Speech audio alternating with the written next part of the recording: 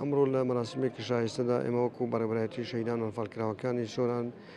دۆزینەوەی هەلیکار بە ئامادەبوونی خاوەن پرۆژەکان بۆ قوتابیانی کوڕ و کچی شەهیدان و هەروەها پێشمەرگەکانمان ڕاگەیاند کە هەشتا قوتابی لەم پرۆژەیەدا ناوی خۆی تۆمار کردووە. لەم هەشتا قوتابیە 6 لە قوتابی کوڕ و کچی شەهیدان و هەروەها کەسکاری پێشمەرگەکانمان لە ئەم پرۆژەیەدا سوودمەند دەبن بۆی کە وەکو مامۆستای وانەبێژ یاخود وەکو مامۆستای چاودێر لە قوتابخانە و پەیمانگەکاندا وەردەگیرن.